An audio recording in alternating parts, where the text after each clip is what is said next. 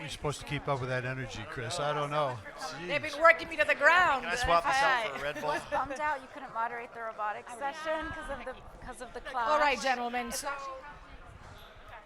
Anyway, it's no question that it's a very bleak landscape out there. I don't think so. You don't think so, but the coin has two sides. I think there is a period of chaos, I think, coming, but then really good possibilities. And that's a great segue, Tony, because I've heard you say that there is going to be chaos for the next, you've said 18 to 24 months.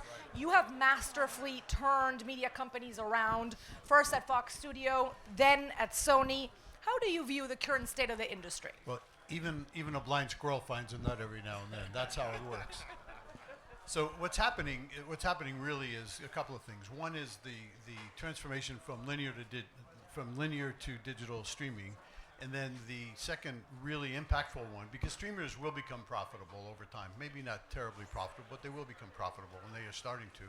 The real issue is what happens with the cable networks that are out there, because they are on a continual decline, and they're going to continue to decline. And most of our competitors, all of our competitors at Sony, are generating most of their profit from cable networks. So that transition of asset allocation, asset assignment is going to happen. And that's why I say there's going to be chaos, because you see what's just happened is that Universal decided to spin out their cable networks. That will begin the process of that reassessment of assets. At Sony, we sold most of our cable networks several years ago, because at Fox we had 400 cable networks, and I can see the future coming there pretty clearly. And on the streaming side, we didn't get into the streaming business and became the unfortunately called arms dealer of the industry. Try to call it Explain that for folks who don't know.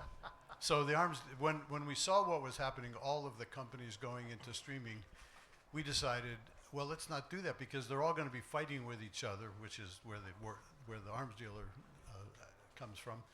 They're all going to be fighting with each other for subscribers. And they all took all of their product into their streaming services, so they weren't selling product to all the competitors, which they were doing before the streaming services became part of the landscape.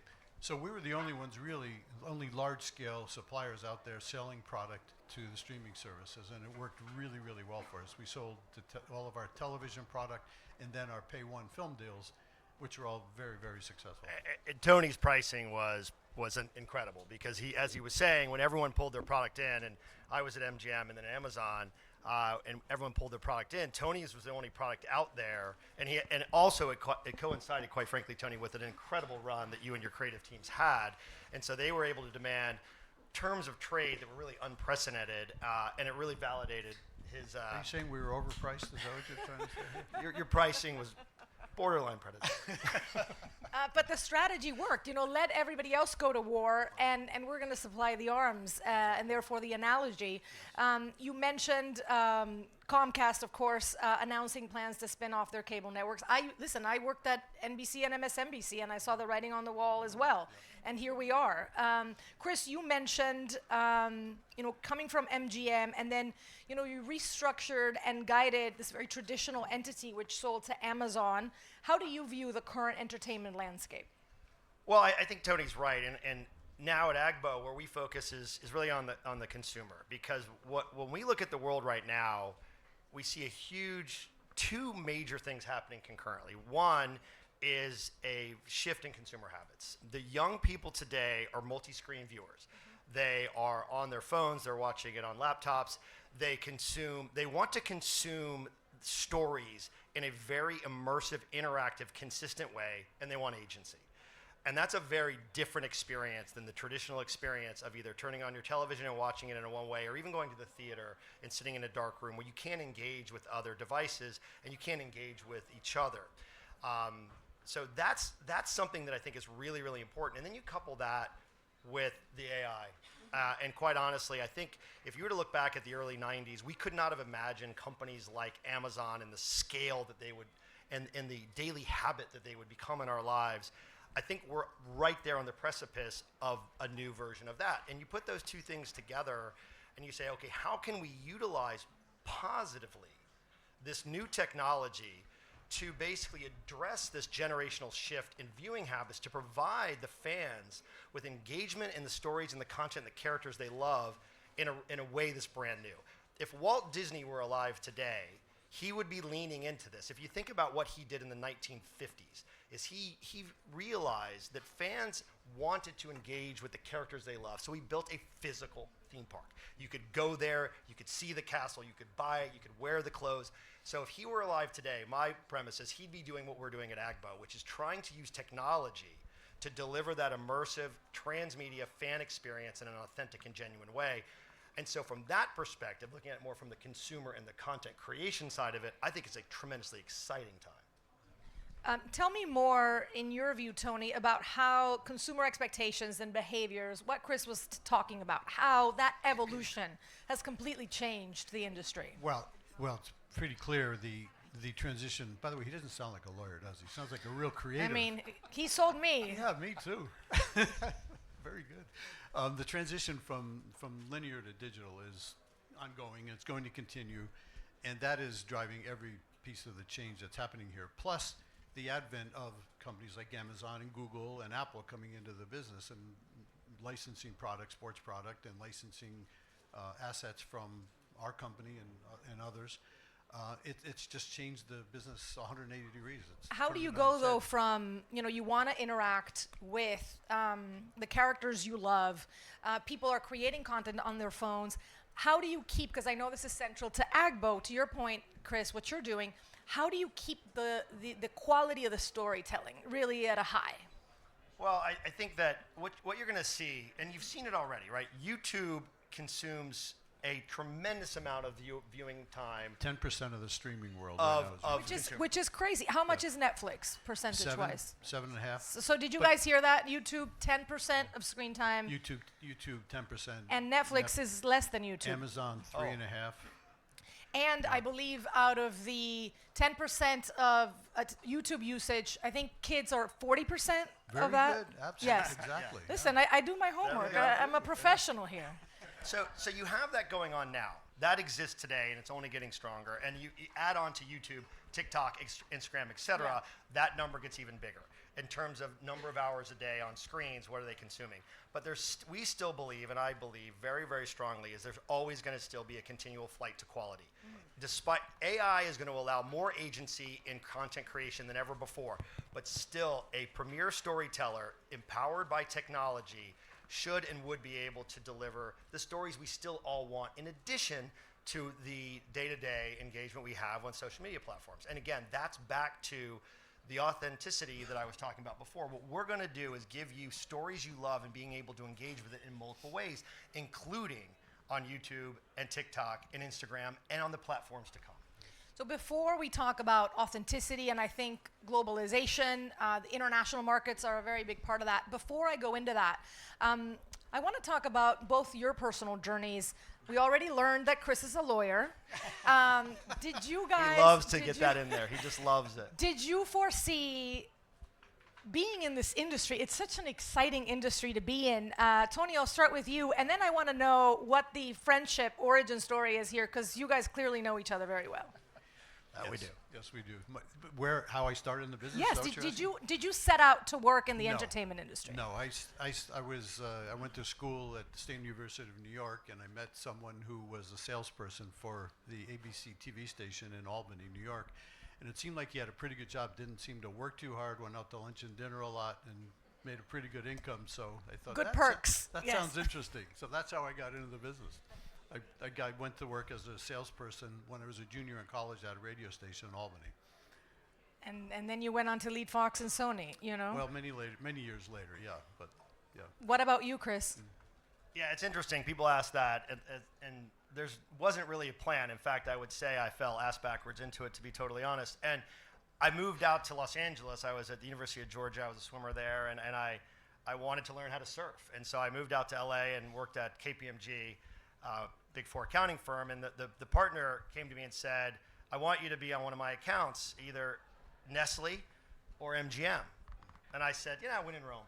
And I took the MGM account, and it was at a time in the history of that studio where it was about to start going through a series of bankruptcies and restructurings, and it was a fascinating time, and it basically hooked me on the business to say, wow, I've loved this business from a fan perspective. I remember sneaking into my first James Bond movie at 13 years old.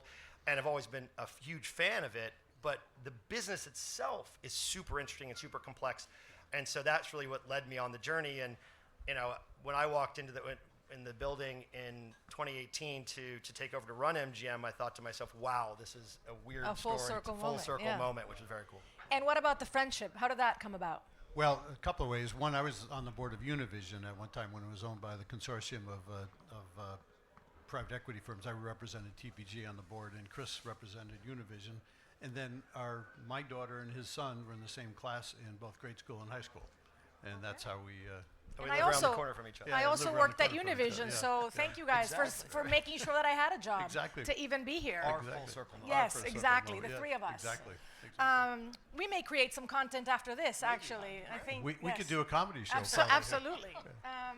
So let's talk about, we talked about authenticity. We talked about the need for authentic production. Tell us about how globalization has impacted that, the appetite for international content. Tony, I'll start with you on that one. It's interesting because there's a lot of different textured, nuanced stories here. So on the film business is now an international business. About 60% of the film box office comes from international business now, and 40% from domestic, meaning U.S. and Canada.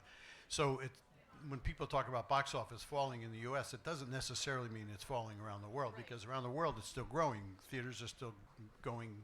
Theaters are still building in many locales around the world, and we're right now working without two major markets: Russia, which was our fifth biggest market, and China, which was our second biggest market, has now fallen down to 9th or 10th, I think, or something like that. So the film business is very strong, and eventually, Russia will come back someday, as things always happen and come about, and China will come back someday, not probably to the same extent. So there's a lot of enthusiasm for the film box office business. Right. Television business around the world is beginning to soften a bit right now, because many countries are producing their own product, their own language product, and we've set up studios in several countries around the world to do that as well.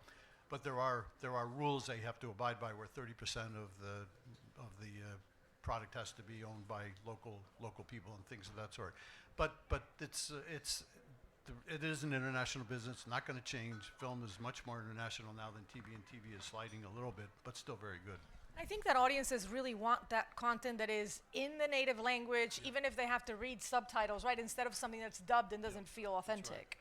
Well, I think it goes back. I'm a little bit of a broken record, but it goes back to story. And one of the things that's great about the world today is there are great stories all over the world. I mean, it used to be that Hollywood thought it had, the right to basically, program the world, if you will, and that's not the case anymore. Global stories are more relevant than ever. You mentioned reading subtitles.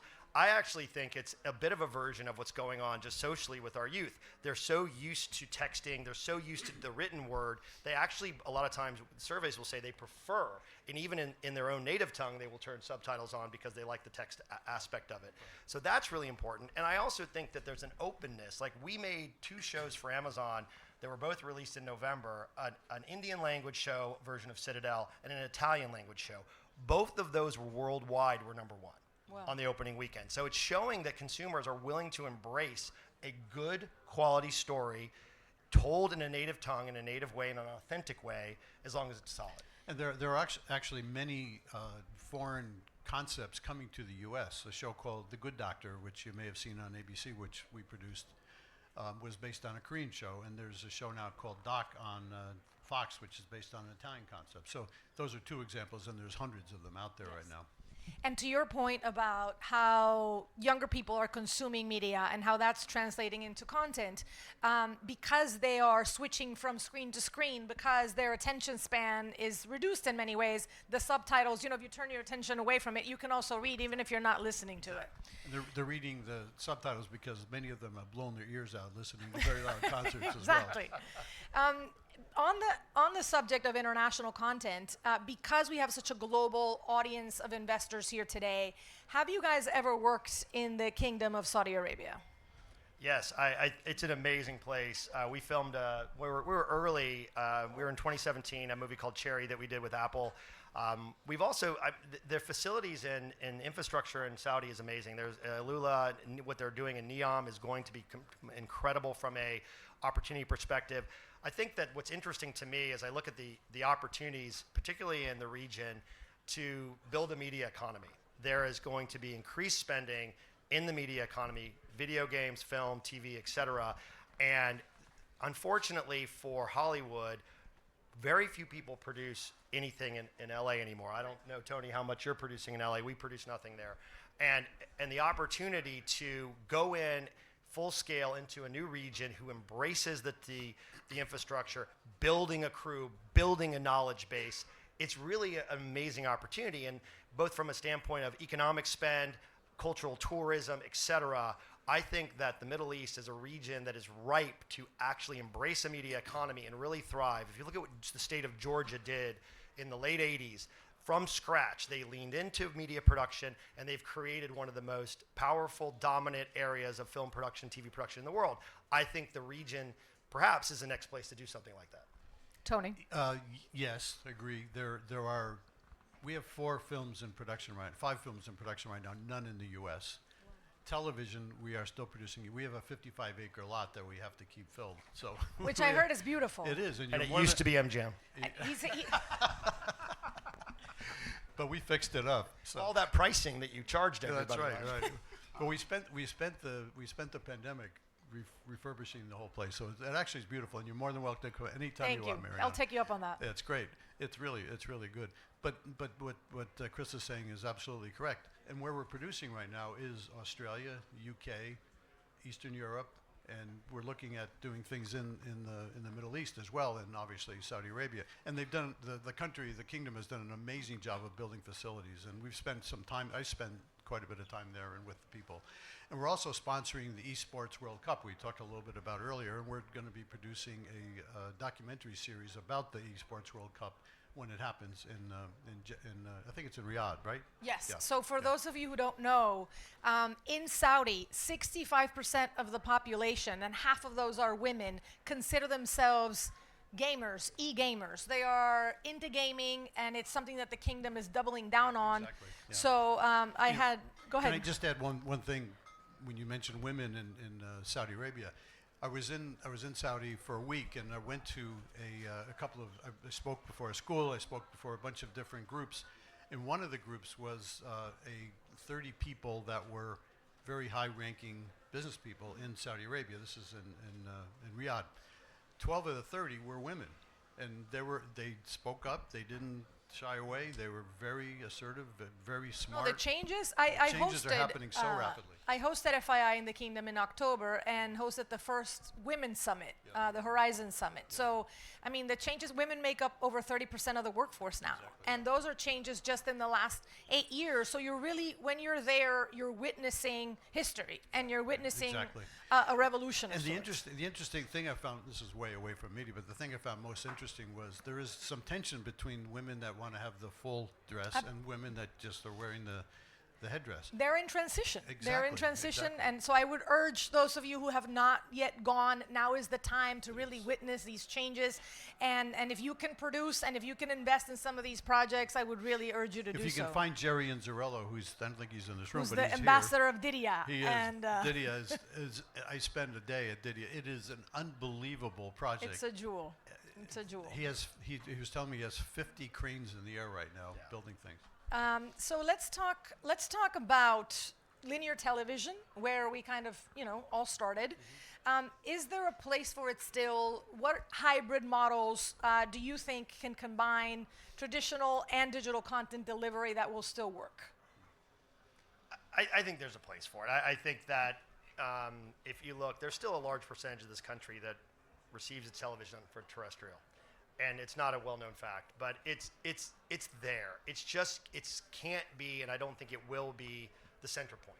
When he says terrestrial, means broadcast television stations. Yeah. So it's one part. Like when you look at a true transmedia approach, what we're doing, that is a part of it. It's part of the flywheel.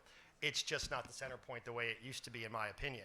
But I do think, and over time it will shift, right? But there still is a population.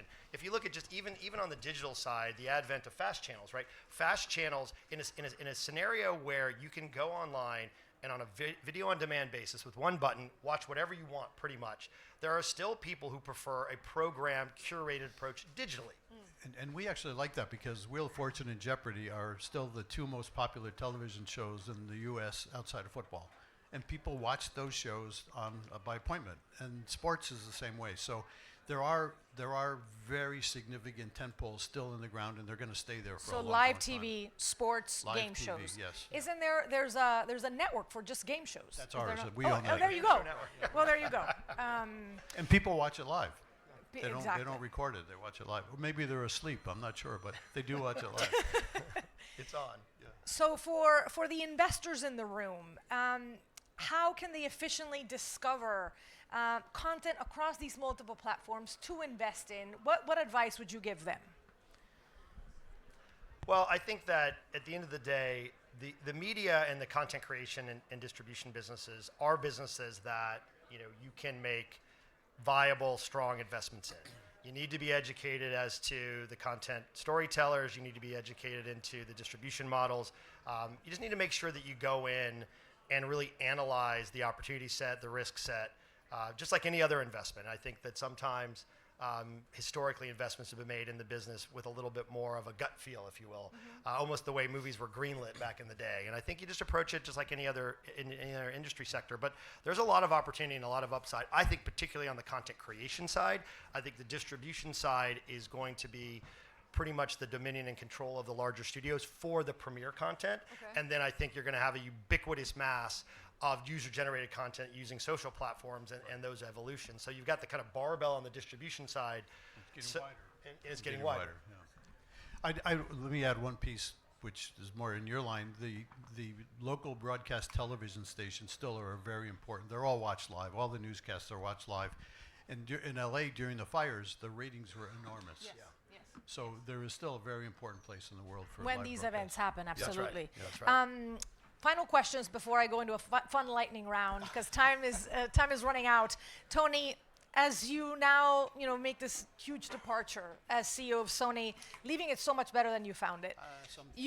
That's a fact. I've heard you say in prior interviews that you like to fix things. So what do you want to go fix next? I don't know yet. We'll see. We'll see. There's plenty of opportunities of companies that are not managed well and that can be helped along.